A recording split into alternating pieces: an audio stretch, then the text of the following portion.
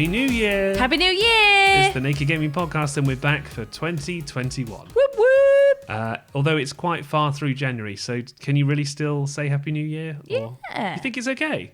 Yeah. Okay, fair enough. Merry Christmas. No.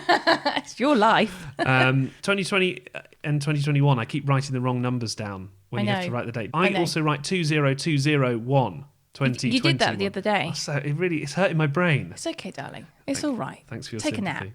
A nap. What, right now? I'm recording the pod. Not yet. I've also developed a really annoying habit of saying pod instead of podcast. So if I ever say that again... Do you not like it? Can you listen to the pod? Hang on. That was me slapping myself, but I knocked my headphones off. That's how much I don't like it. You okay, hun? Stop saying pod. It annoys me. Although our Twitter is Naked Gaming Pod. So oh my God, that's hilarious. Did you enjoy that? The other thing I just need to update you on is that there is still no PlayStation 5 stock available. What? I know I ordered one off the Amazons for £100. What's the update? It said it had shipped and it was arrived and it was a tracked delivery. All right. Nothing arrived, obviously. Oh, okay. It turns out that the £100 PlayStation 5 was in fact a scam. No way. Yeah, really? It really was a scam. So I said to Amazon, please can I have my money back? And normally it takes 5 days to get your refund. You'd know. Yeah, I do know. Within, I would say, 10 minutes, the money was back in my bank. So they obviously knew. Moving on. We did 2 episodes last month. We did an Xbox Series X special. We will do a PlayStation 5 special when we ever get one.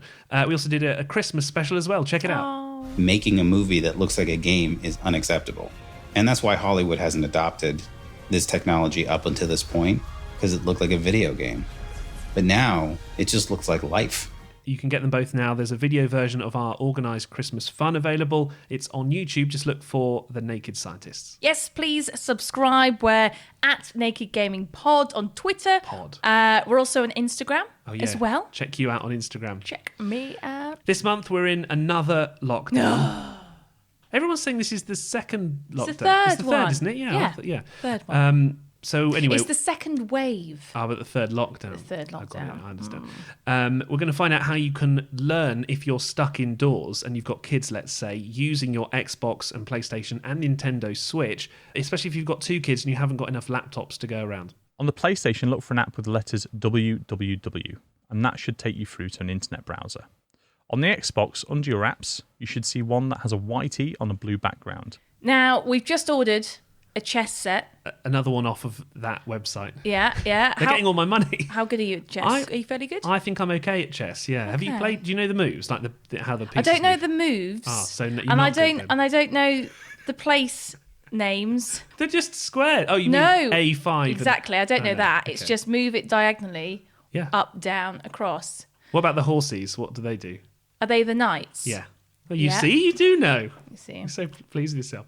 Well, we've ordered one because we spent most of our life watching The Queen's Gambit. Really good, wasn't it? Amazing series on Netflix. Yeah. But how good is chess artificial intelligence now? Well, we'll be hearing from a woman international master later on in the podcast. This was built by DeepMind, and it was called Alpha Zero, because it had zero human knowledge in it. So the traditional engines might have been told the value of a queen is such and such, and a doubled pawn is worth such and such, and being near the king is such and such. We also review Hitman 3 as well, the big release of the month. And after going viral a few weeks ago, do you remember this? Alex Rhodes, our reporter, is back, and he's becoming a pet whisperer.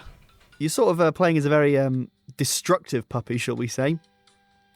But then again, if you've ever had a dog, especially a husky, you'll know that's not too far off. Remember, you can subscribe at Naked Gaming Pods. We're also on Instagram as well. Are we on Facebook? Yeah, The Naked Scientists, and we put up links to every episode. We're mainly on Twitter, though. We tweet a lot on in Insta. And you can see a picture of our new setup with all the boiling hot lights. Oh, no, fancy pants. It's We're hot, just though. slowly melting away.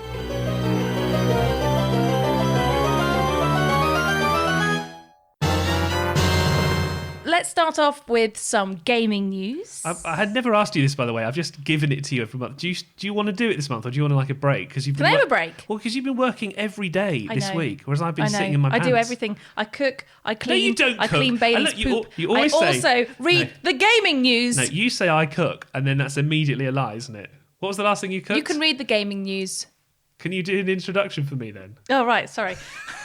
No, do a really lackluster introduction to the news. Okay, here's Chris with the news. I think you got less in you than that. I think you can give it less. Here's Chris with the news.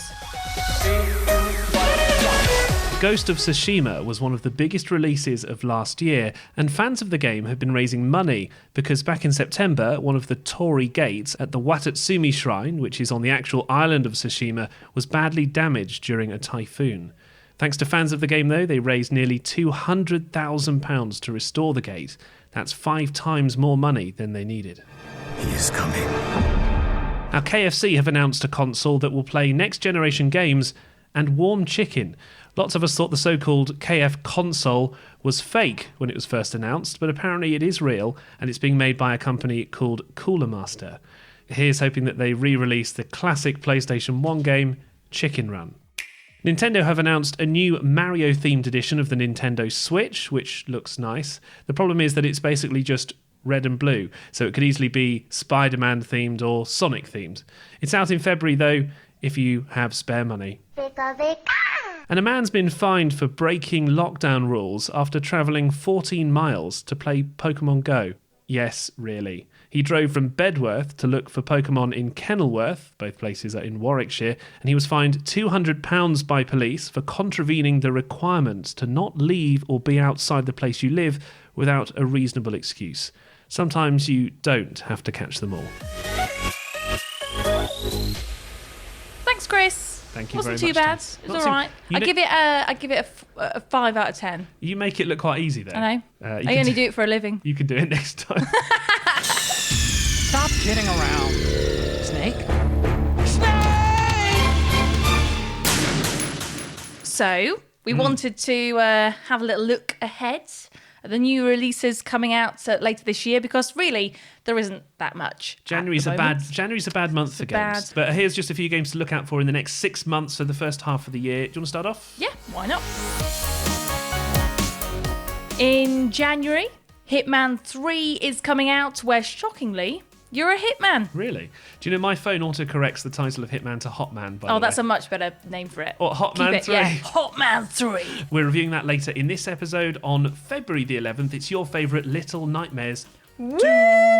It's coming out as a scary platformer, and there's a demo available now if you just can't wait. And one of your most anticipated remakes of the year, it's Prince of Persia, The Sands of Time, set for release on the 18th of March. I personally can't wait for Pokemon Snap. I don't know if you ever played this, but it was like a Nintendo 64 game. Now it's coming back as a Switch exclusive, and you take pictures of Pokemon, and you're sort of on like a cart, and you're going through the jungle, and then there'll be like a Rattata there. And Oh, wow. and a Pikachu. Honestly, that's one to watch out for. We've just had the release date announced, April the 30th.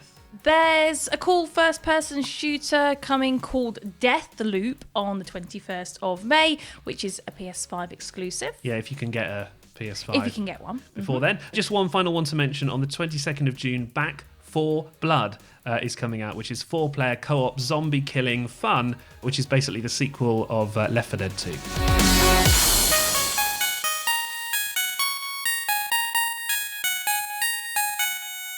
We want to hear from you guys. We want to hear what you're playing, what you can't wait for. I mean, for me, it's got to be Little Nightmares 2. 2. DOS. Yourself? It's going to be Back 4 Blood. Okay. My number one most excited for game. So let us know. You can tweet at Naked Gaming Pod, or you can, of course, find us on Instagram. Peel's here. This is the Naked Gaming Pod with Chris Barrow. And Lee Milner. Now, there's not really, much going on at the moment. In January, it's very light on the ground. Not many new releases, apart from Hitman 3. Hotman 3. Hotman 3. I like it. That's me. Hello. And luckily, we got a copy today. As you take on the role of Agent 47, his deadly abilities, tools, and instincts are at your fingertips. You get to travel the world and kill interesting people. And with complete freedom of approach, making the how, the when, and the where all up to you. So in Hitman 3, you're a bold killer who goes around... With your looks. Yeah, no. He assassinates them with Death his stare. eyes. I'm Blue looking at you. steel. So he's called Agent 47 if you've not played the series before. He's got a barcode on the back of his head. I was thinking, you scan your barcodes for your app that you do with the food. Like, oh, is that a good food or a bad food? But what happens if you scan Agent 47's head? Well, he's a hot man, you see. So you basically scan people's heads to see like how reliable they are, how loyal they are, how are they a good kisser. You get it on the barcode. That's a great game. It's a much better game than perhaps the concept of this one. Patent that one. It's quite a basic concept. If you've played the other games, it's very similar. So you're walking around buildings. There's 6 maps available in this game.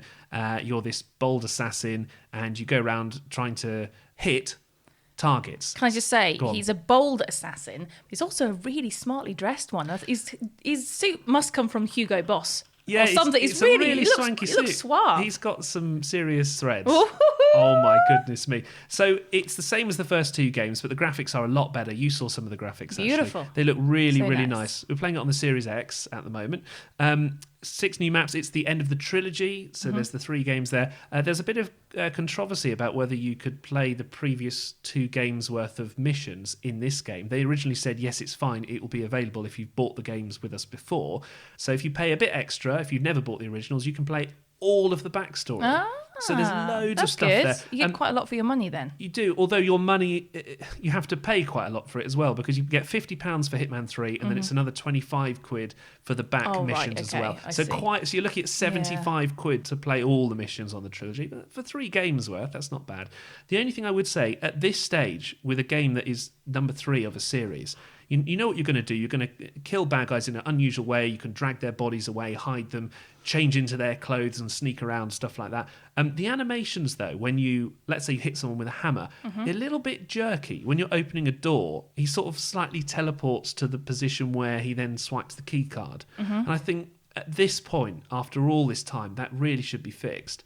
But it's a lot of fun. There's no other games out at the moment. I'd give it a solid 7. If you're a fan of the series, you've got to go get it. It's available now on all platforms for 50 quid plus 25-ish if you want to play the first 2.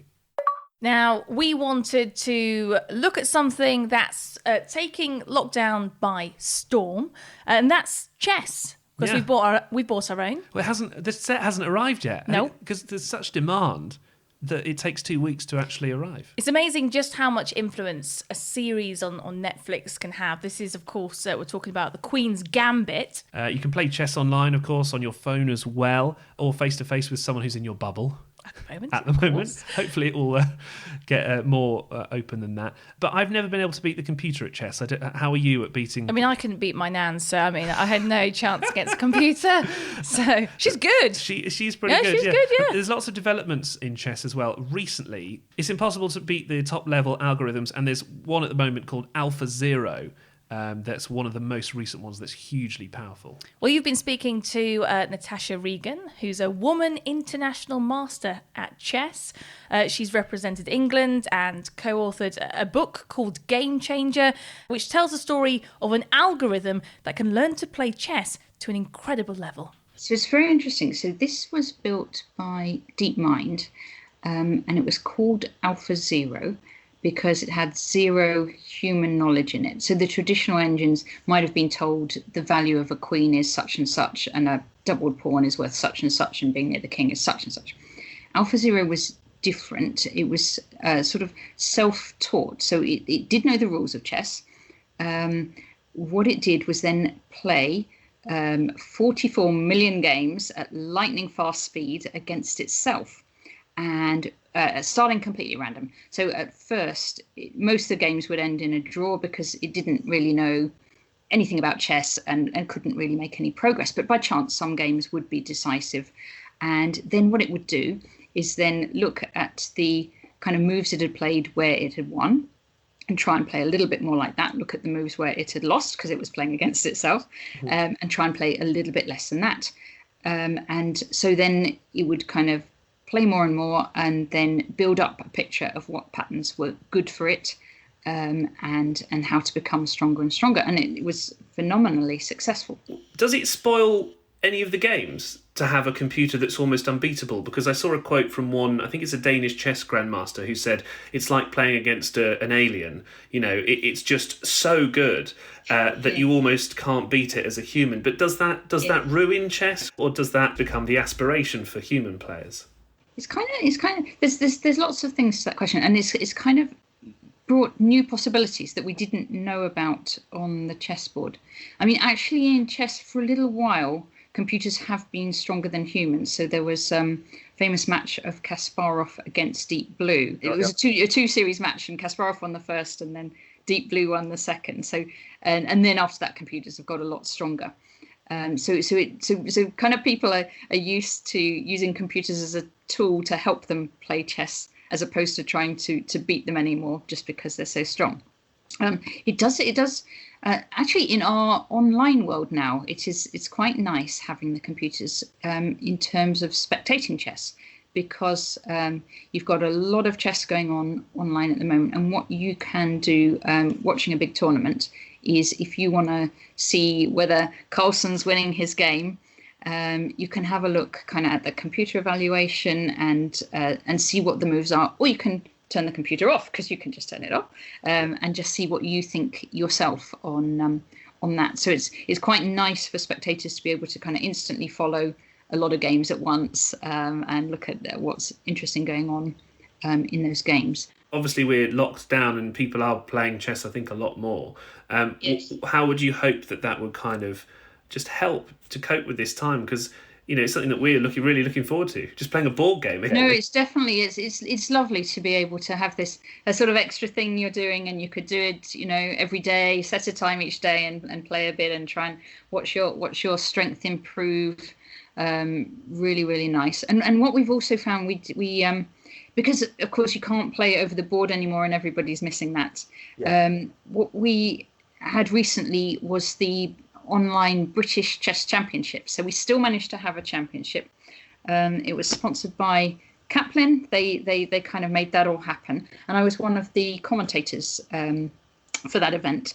And what was really nice was that actually there was like women's event, junior event, and actually in the women's event and following the Queen's Gambit maybe, but we found a lot of players who hadn't played for a number of years came back because it was online and convenient. Also, a lot of junior players played. And so we got actually a really very vibrant women's championship there with new players and old players mixing, all the age groups mixing.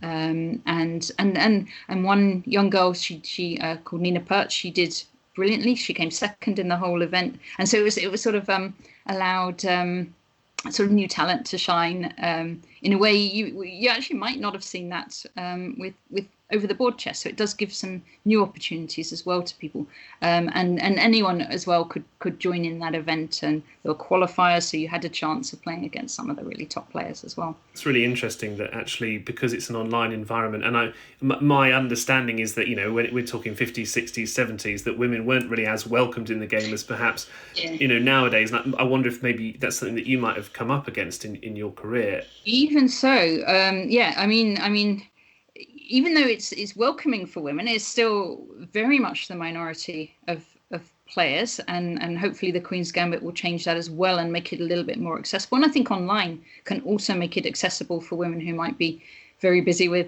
lots of things at once and actually can play, but only at certain times, or only, you know, a certain number of times a week or whatever. Yeah. So I think that's nice, and it's sort of encouraging for women players, and I think there's a lot of movement amongst male players as well to be more encouraging to female players, and that it does matter that there is participation there, and that it's a sort of welcoming environment, and not just male, female, but for any groups of people. Yeah. Thanks to Natasha Regan, woman international master and co-author of Game Changer. And there's a longer version of that chat coming in the next week or so keep your eye out for that. It makes me want to play chess even more. I know. Come on! I want our board to arrive. And thanks to Natasha for the tips as well as to how to improve if you're a beginner. Chess is available now. Hang on a minute. Has she been giving you tips? Yes. I'm never going to beat you. You Better get reading. You better get her book. As the COVID-19 pandemic unfortunately continues, lots of schools and universities have been closed, or at least there's a lot of remote learning going on. And we spoke to one of our friends about this, didn't we? That's right, Dr. Chris Hedliand, who's director of the School of Computer Science at the University of Lincoln, which I know very well. Yeah. Great university. You might remember him because he's been on the podcast before, talking about the virtual version of the university last year. Well, he's back to talk through how to help kids access learning materials through your game console. If you don't have a laptop to spare, or you have 2 kids and only 1 computer, you'll be pleased to hear that you can access learning materials through a console, and it's going to be a lot easier than you might think. First, you need to connect your console to the internet. This can either be done by plugging it directly into the router with an Ethernet cable, or by connecting through Wi-Fi. You've probably already done this, as this is how the internet's how we get most of our games these days. Once you've connected, you need to head to the browser on the console so you can access learning materials that you need. On the PlayStation, look for an app with the letters www. And that should take you through to an internet browser. On the Xbox, under your apps, you should see one that has a white E on a blue background. Now, this is the Microsoft Edge browser that you might be familiar with from your Windows PC. On the Nintendo Switch, there's also a web browser in there, but it's a little bit more complicated to access and set up. But there's loads of really easy to follow guides on the internet, and I recommend you go out and have a look at those if that's the console that you're working with. Now, if you don't want to use your console's controller, because let's be honest, they are fantastic for playing games, but they're useless for almost every other activity, including typing.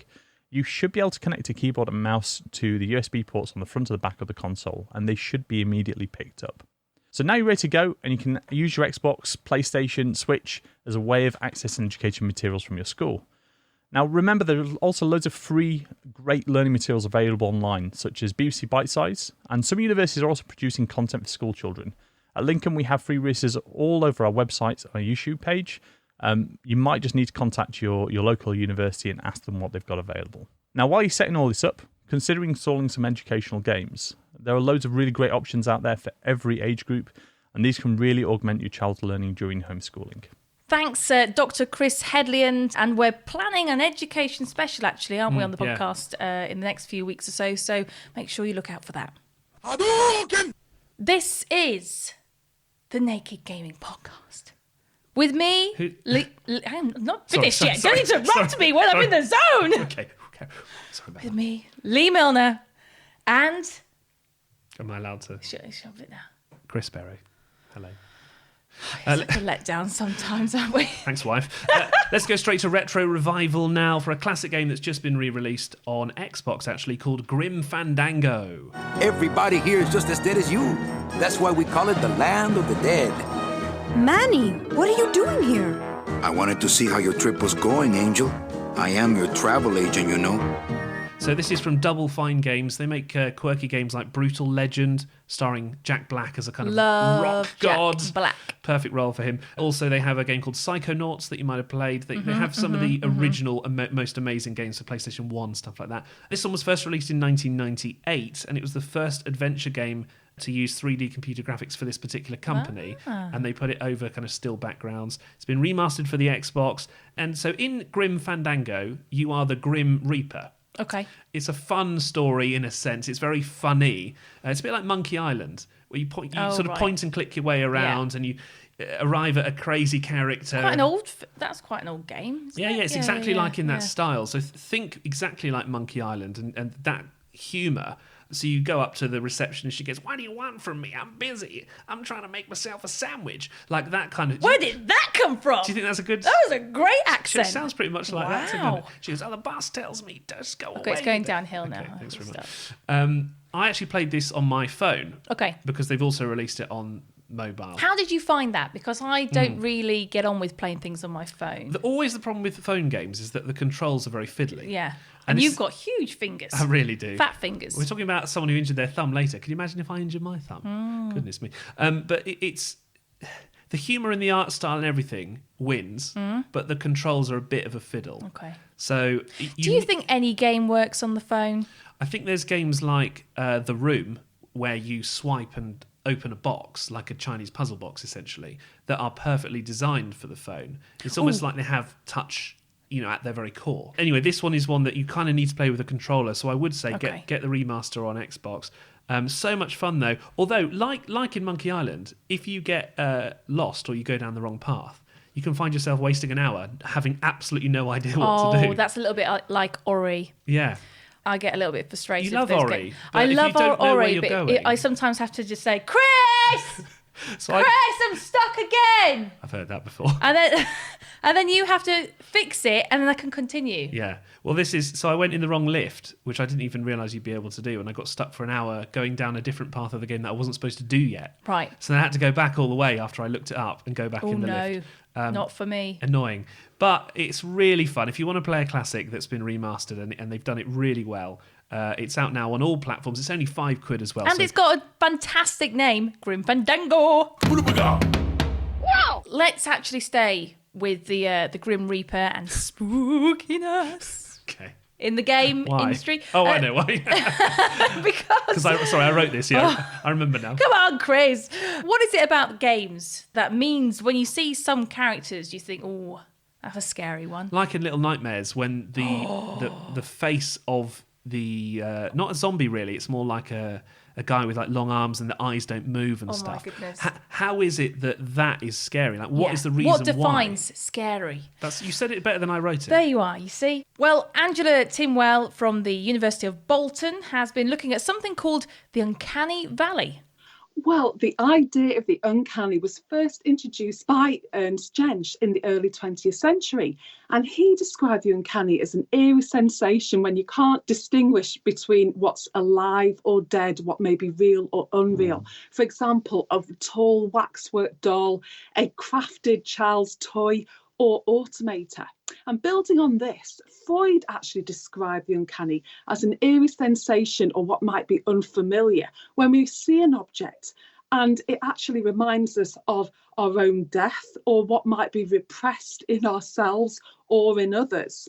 Now, Mori, a Japanese roboticist in the late 1970s, he took this idea forward because he observed, with regards to robot design, engineers were including mechanical robots in the workplace, but people were developing more and more lifelike androids with synthetic skin, hair, and flesh over the mechanical parts. But rather than having an increased affinity or likability towards these new android designs, people actually suddenly took an instant dislike or repulsion towards them.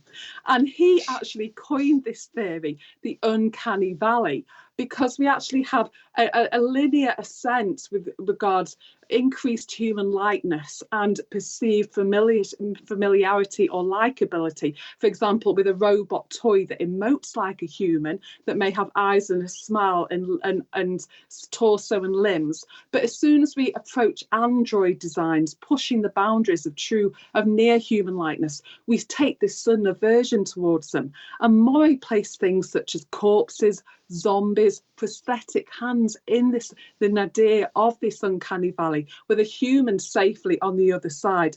So interesting, isn't it? And you've already explained my fear of dolls and wooden toys and things like that. But I want to ask you, so you mentioned video games, and zombies is something that's so hugely included in video games nowadays, and I suppose a kind of scary horror games. What is it about the face specifically that people start to feel uneasy about? Because it can, I suppose, is it the eyes mostly that cause the emotion comes from the eyes? It actually comes down to, the best way to describe it is Frankenstein's monster, where we perceive a lack of movement in the brows, the forehead, and distinctly around the eyes and the upper facial region. And that's important because we really do read a lot of non-verbal communication from another person's face, because the mouth might be involved in speech, and we rely on the upper face to give us an idea of what someone's feeling, thinking, and how they may respond to occurrences that are happening around them.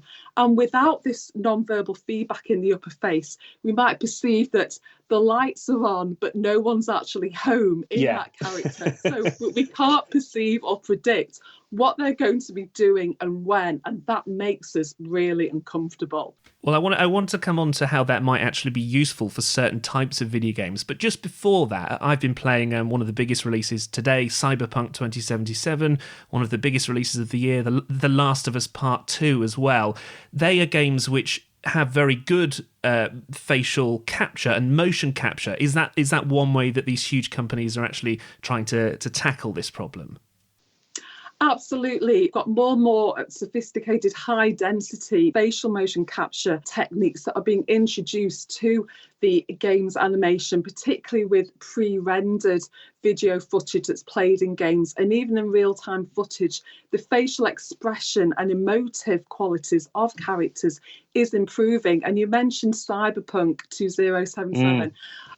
That has received a lot of criticism in the last few days. Yes. But I would say that there are a few small triumphs in the actual game, in that, for example, Claire, a character who plays a bartender, the upper facial expression actually matches the emotive tones of her speech. And you can see that there's a lot of theory and conceptual thinking going on by the way her brow creases, and you have these emblems in her brows moving up and down that matches the tonation of her speech. The lip synchronization is very good for that character, and she really draws you in and is very engaging. So I would say that the Claire the bartender is particularly successful with regards to facial expression in that game.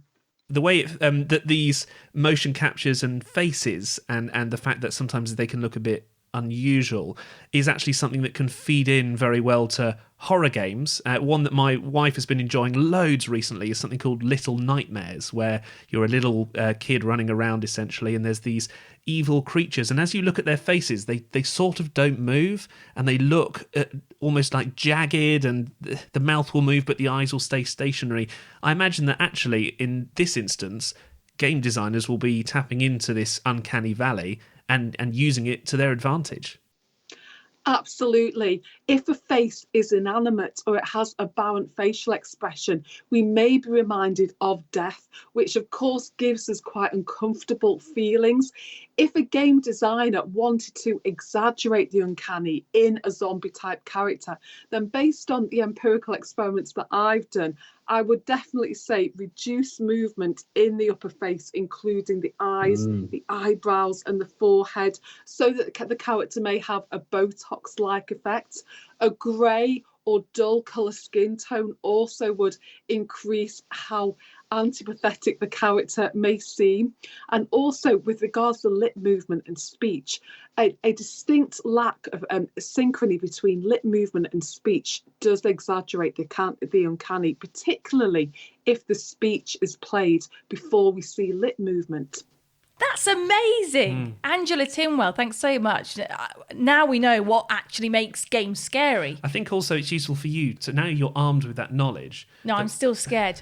I'm still scared. But when you're playing Little Nightmares 2, when it's coming out next month, you will now think, but the game developers are trying to manipulate me here by deliberately making the characters teleport around. What's the one thing that's scary about a character for you?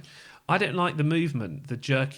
Like in The Ring when she goes like this. Or it's like teleporting, and when something comes up on you quicker than is humanly like the zombies possible. when they go really fast. Yeah, the zombies are okay because they sort of move in a humanish way. They stumble around and stuff, but it's like when something teleports closer to you suddenly. Yeah. I find that terrifying. In Doctor Who, something. Yes, exactly like the angels in Doctor Who. Exactly that. Exactly. No. We'll see how scared Lee is next month with our review of Little Nightmares 2 as well. This is the Naked Gaming Podcast. There's Lee Milner. Hello. This is Chris Sparrow. Hello. Our reporter Alex Rhodes, by the way. Yeah. Right?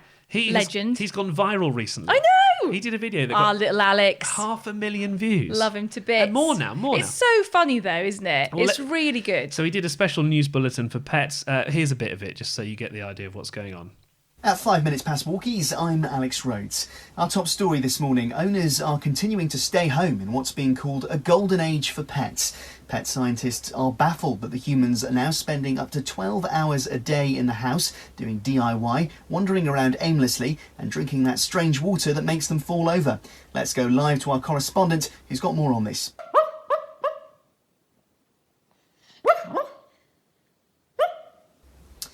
Bounce reporting for us there.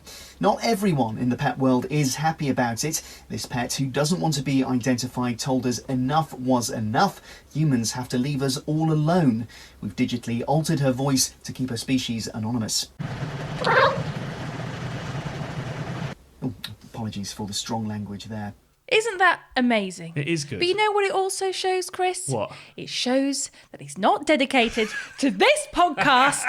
Alex, look, I'm going through all like so when you've got children. You go, Alex, Chris, Bailey, I'm coming for you. What? Because he's moonlighting. Naughty, naughty Alex. Here he is. Hello, Chris and Lee. As you've no doubt alluded to in your introduction, I am a huge, massive celebrity now.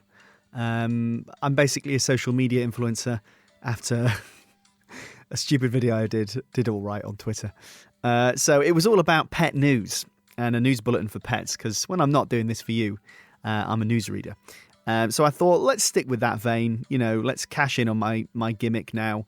So I've downloaded a game called Dog Simulator - Puppies. I booted it up. You can hear the music in the background. Take a listen. Let's see what animals I've got. I'm going to pick Shadow. I think Shadow's the only one I can play with to begin with. Shadow is supposed to be a husky puppy. Looks a bit like a badger, to be honest. Now there's a game, Badger Simulator. Give a cow TB and get shot by a farmer. But let's play. Single player or multiplayer or survival. Let's go in survival mode. This sounds dark. Is this like Dogfighter Simulator? Blood just trickled over the screen, but it's an advert for like a horror-themed crossword puzzle. I thought, blimey neck, I've discovered a dark dogfighting mode on this, but no, let's just skip that. Okay, so hide from mum and dad. I've sort of got a little directional D-pad on my screen. Whoa, my jump is like, I could spring like 15 feet into the air. Oh, there's a person they've come in. Right, I'm going to run around here. Oh, so I've got 3 minutes to hide. This is survival mode. Okay, I'm going to hide behind this plant. I don't know what the humans are going to do to me when they find me. There's diamonds and gold coins around for some reason. I think I belong to maybe like Paris Hilton or something, and that's why they're everywhere. Kim Kardashian. I've got 35 seconds left to survive. I'm just going to smash this laptop over first. There we go. And all the crockery. Smash through the wine bottles there. You're sort of playing as a very destructive puppy, shall we say. But then again, if you've ever had a dog, especially a husky, you'll know that's not too far off. There we go. I completed the survival mission. I didn't get skinned or turned into a pair of slippers. This is an advert for some kind of fish game. Skip. Yeah, it's not bad, this game. It's not the most offensive game I've ever played on the App Store. I've played so many games now on the App Store that I feel like I've got PTSD from it. I mean, there is some absolute dross on here. This is kind of, low effort in the way that they all are, and will only really keep you occupied for 10 minutes or so. But my test on the App Store is always, will it keep your, younger brother or little cousin entertained? Can it keep them off your back for 15 minutes? This game probably can. I would give it a go. And that comes from me, an expert on pets now, a genuine pet influencer and mega celebrity, beloved the internet over. I tell you what, he's getting some sass, isn't he? The pet whisperer, Alex Rhodes there. So, we're currently watching all the Harry Potter films again, because lockdown, innit, You know what? We found out that I hadn't seen one of them. You hadn't seen Harry Potter 4, No. The Goblet of Fire, which is one of the better ones. It's all right, isn't it? Although it's got, not Moonlight, what's it called? Wolf guy, Wolf, yeah. No, but what's it called? Twilight! Not Moonlight. Twilight. Confuse me with Alex Moonlighting. His forehead doesn't move either. Maybe that's why he's so scary. The algorithm for scary must also be boring, though, as well, at the same time. He's just a bad actor, I think. Yeah. So I decided to get you to do our simulator of the month this month. And guess what you're doing? You're doing Wizard Race 3D. Why can't you give this to Alex? Because he's a big superstar now. You're a wizard, Harry. You're a wizard, Alex. That was quite good, wasn't it? Play your game. All right, so basically we start on a broom. The wizard is pretty basic, let's just put it that way. Harsh. So I'm just going to... How are you supposed to know which way to go? I don't know where I'm flying to. There's just sky and a green mass below me. So it looks a little bit like the Quidditch... Woo! Oh, I've broken the game! Oh, it's having a bit of a nightmare. If you crash into the wall, it kind of just... It can't take it. So I'm basically flying, moving my wizard. Ooh! Moving my wizard with my finger. That's a bit of a weird thing to say, isn't it? And I'm flying him through the hoops. Ah, I see. You're flying in a very exotic place. Looks like the Caribbean. Perhaps the Maldives. Who knows? It is lockdown. He shouldn't be doing this unless it's for work purposes. Anyway, sorry, I digress. So you've got to fly through these hoops. Oh, Chris is pointing to me. Fly through the hoop that's flashing. All right. Yeah. There's lots of hoops. This is my review, not your review. Sorry, carry on. Okay.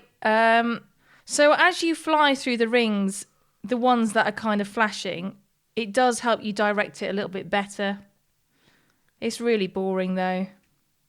Like most games Chris gives me. Oh, that's it. And that's level completed. So basically, if you want the ultra cheap version of the Harry Potter game and you want to see what it's like to fly a broom in the Caribbean, get this game. Wizard Race 3D. There we go. Glorious. Don't ever do that to me again. Thank you, Lee Milner.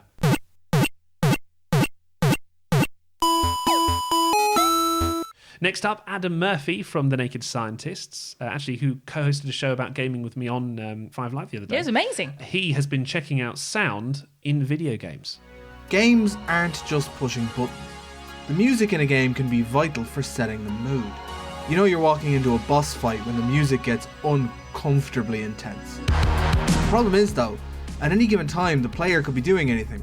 Walking in the right direction, enjoying the scenery, leaving their character motionless while they get a cup of tea. So how do you get the music right? I spoke to Paul Weir, video game music composer from Earcom and audio chief for the game No Man's Sky, about how you make music for a video game. I guess as a composer, I'm trying to find those key moments and the overall tone.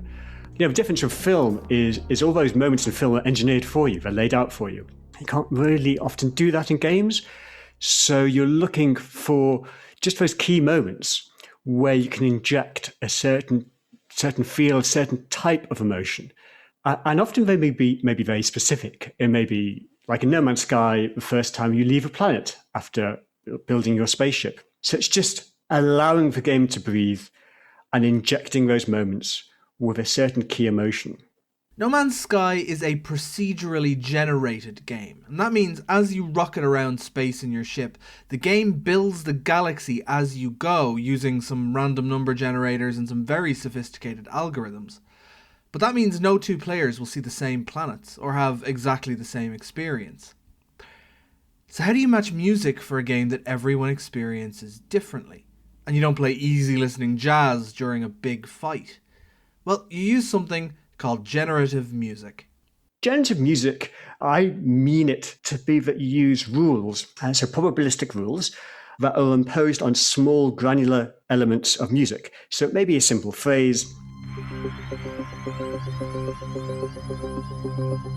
It may be a bar loop. Or like a bass phrase. You're deconstructing the music into its components and then reconstructing it live based on certain rules that you've created. So it may be play a melody at every X number of seconds from a pool of, say, 200 melodies. So it really requires you as a composer to work in a different way, to work in a much more kind of modular, non-linear way. It's like a recipe. You're creating all the components, putting in all the ingredients, but instead of baking it before the game, you're letting the game create it for you, and then often drawing information from the game in order to control what plays, how it plays, what the combinations are, when the changes happen. And that can be very powerful because you're reacting to what the player is doing or what the game environment is doing. So it feels much more reactive to the player. What gives it an impact though? How do you create emotion ahead of time with just the pieces of music? It's hard to create those engineered emotional moments. So what you need to do is create the opportunity for those moments to happen without necessarily hardwiring them. In No Man's Sky, you may happen to be on a planet that generates beautiful sunsets, and you may happen to be there at the right time on a mountain to see that sunset. And to you, that feels very personal. It connects with you because you're the only person to have ever seen that sunset on that planet. And the music is the same. Maybe 80% of the time, it just exists and it's supporting the game. It's fine. It's not doing anything particularly spectacular. But there are those like few moments where everything comes together and it's random, but we've allowed those random opportunities to happen, and when they do happen, they're very powerful. And if everyone plays for long enough, they'll run into one of those moments. So that's the beauty of a procedural game. Everyone does have those moments and has those stories to tell, and their stories are very individual, and I think that's one of the really powerful things about procedural games. Everyone's experience is slightly different. Everyone tends to be very proud of those moments that they find. They'll game capture them. Whereas a game which is much more linear, everyone's experience is essentially the same. Doesn't mean it's any less fun, but it's a different kind of personal experience. That's Adam talking to Paul Weir. Thanks for joining us, Adam and Paul. And there's a special edition of 5 Live Science, which I did with Adam, and you can download it now, actually, in a podcast version from 5 Live, all about the science of gaming, and there's a link on our Twitter page, @NakedGamingPod.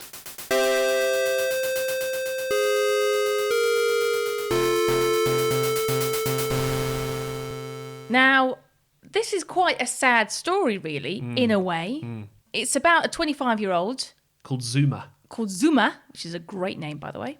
Especially in this age of Zoom. And he's actually had to retire at the young age of 25 from his gaming career because of a thumb injury. Now, you know more about this, don't you, Chris? It sounds a bit silly, doesn't it, that a thumb injury could take you out from playing computer games, but actually it's quite an interesting story, and this guy's had a really interesting career. I actually spoke about this to BBC Berkshire earlier on this week, so check out. This is a kind of explainer of what's going on. Injuries playing games. Actually, when you think about it, a lot of people using computers on a regular basis get RSI. So I suppose it is an occupational hazard. Imagine playing computer games with a controller for 8 hours a day. So it's not just like sitting at a desk, you can have a little screen break. These elite athletes, and they really are elite athletes, have been training on a computer, sitting there on a video game console for 8 hours a day. Now, imagine the strain on your thumbs particularly, because this Thomas Zuma Paparato, he's a controller player, and he plays one of the biggest games of all time, Call of Duty, which is a first-person shooter. And how that works is you're in a team of people, let's say, 6 people in some competitions. You're going head-to-head with other teams, and you need to have the reactions of a cat. You need to be able to move out the way, dodge, run, snipe people from a distance. It's all about having extremely quick reactions. Now, he's a very elite player. He's been training for 8 years, which is actually quite a long time. And this thumb injury is exactly as you might expect. It's a repetitive strain injury that he's had for many years, actually. He's even had surgery on his thumb in order to actually get himself back to the top level of competition. So I think he struggled back and came back to kind of approaching the top of his game.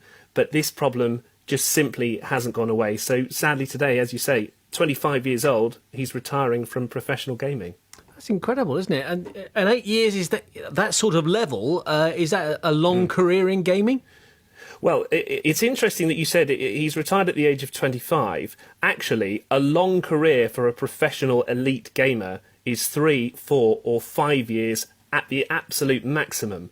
So he will have been playing at the very top level for probably 4 or 5 years, but just becoming interested in gaming professionally for the years before that. So actually, it is quite a long career for a professional gamer. What they tend to do once they retire from the competitive scene is to go into things like commentary on games, much like professional footballers. And I suppose the best analogy, I was trying to think of the best way to explain this. You'll probably remember when Wayne Rooney injured his metatarsal. Yes. And the country was, learning about this tiny little bone in your foot and how can it make such a big difference. But that was causing Wayne Rooney so much pain.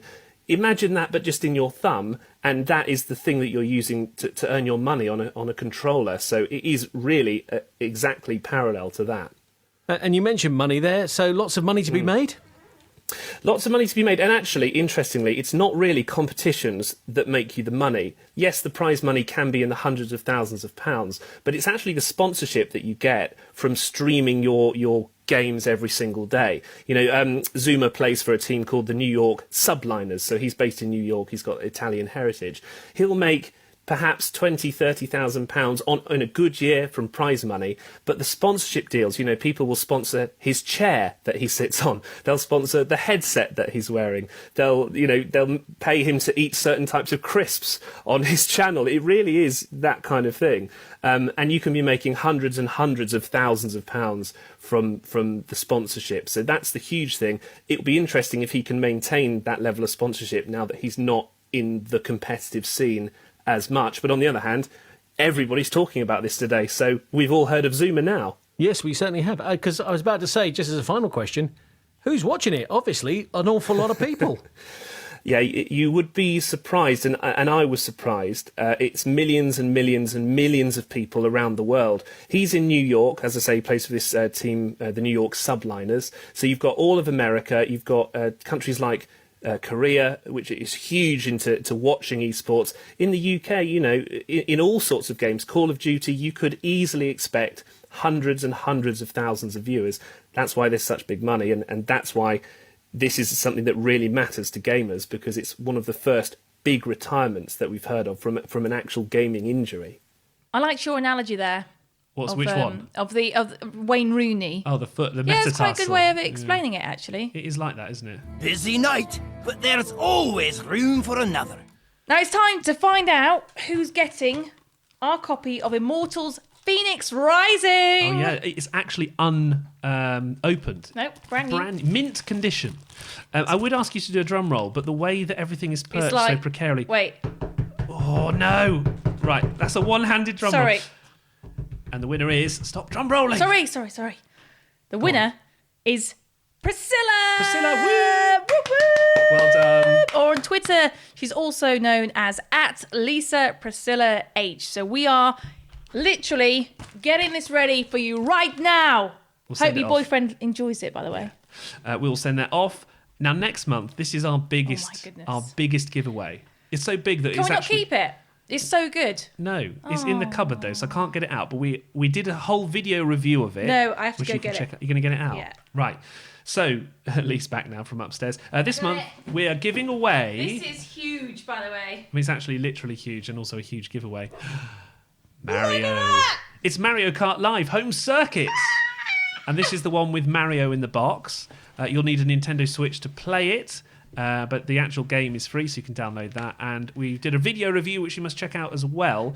Now, for this one, because it's a huge prize, what you're going to have to do is find our tweet online at Naked Gaming Pod and give it a little retweet. Make sure you follow us on Twitter. And also, because it's £100 worth of stuff here, send us a screenshot of you having subscribed to the podcast on either Spotify, iTunes, Stitcher, anywhere that you listen to the podcast. Just send us that screenshot that says subscribed and you'll be entered in the competition. We'll reveal the winner on February the 21st, next month. And this is the very Mario Kart Live Home Circuit, which we used in our demo. Yes. So it has the Mario. Look, if I turn it round, it has the Mario little racer involved as well.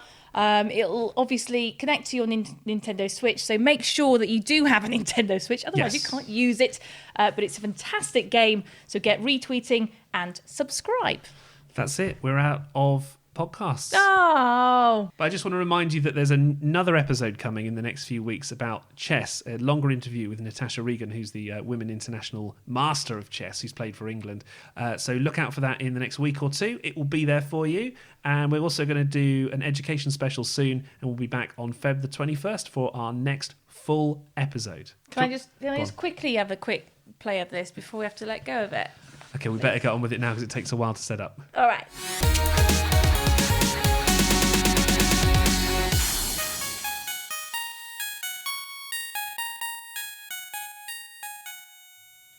Just listen to this.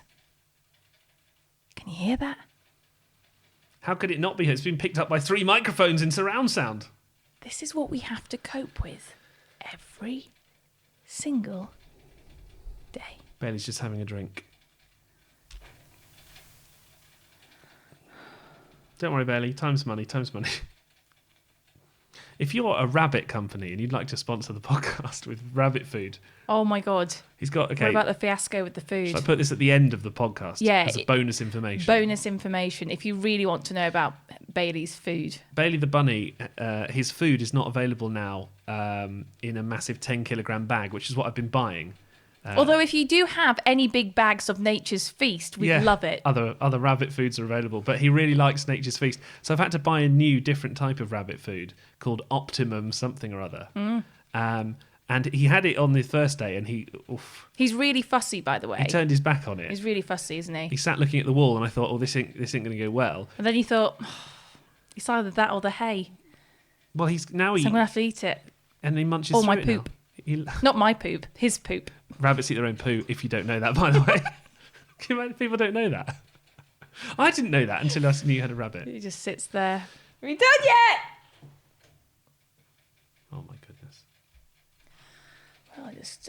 We're just going to have to crack on, because otherwise we're never going to do it. I can't do... Oh. I can't work under these conditions.